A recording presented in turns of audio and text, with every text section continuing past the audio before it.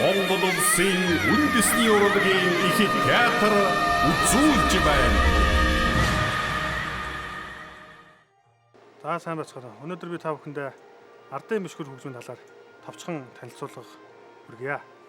Бишгүр хөгжим өнөөдөр цагт манай үндэсний хөгжмийн их найралд 3 төрлийн бишгүр хөгжим хэрэглэгддэг.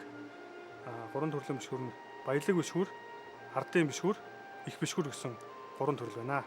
Миний өнөөдрийн гартаа барьсан байгаа хөгжим бол ардын бишгүр.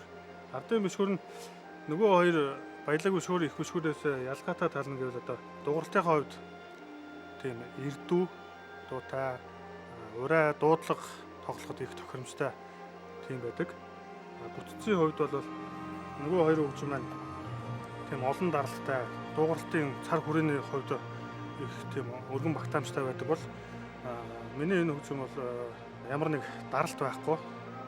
Үлээ өрөө хөгжим монголчуудын хувьд эрт дээр үеэс дайн тулааны үед одоо урай дуудлага хэлбэрээр их өргөн дэлгэр ашиглагдаж байсан.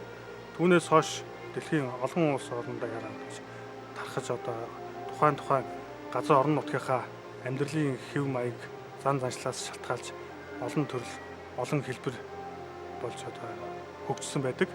Энэ хөгжмийн зэмсэг бол өнөөдөр хүртэл яг тэр язгуур байдлаар өвлөгдсөн хөгжмийн зэмсэг байна. 1980-ад оны ихэнх үед нэрт хөгжимчин, хөгжим урлаач Эндрэ гэдэг хүн Бурхны шашны бишгүр хөгжмөөс санаа авч сэтгэлэн одоо энэ ардын бишгүр гэдэг хөгжмийг ардын дуу болоод дэлхийн хэмжээний олон сонгодог, олон төрөл хөгжмийн зохиолуудыг тоглохдод илүү их тийм дөхөн болохын үүднээс бүтэц зохион байгуулалтанд нь бага зэргийн өөрчлөлт хийсэн байдаг.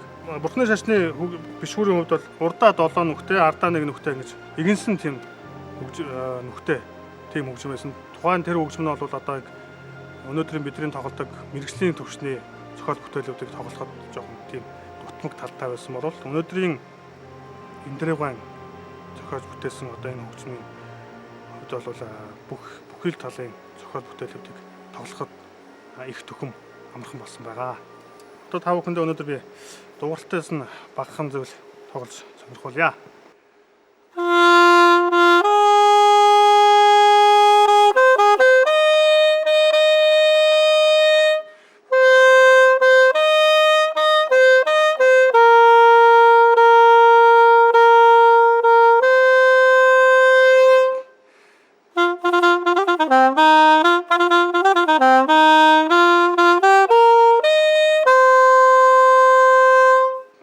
Энэ мэтчлэн урай дуудлагын ая аялгуу тоглоход их тийм зохимжтой хөгжим байна.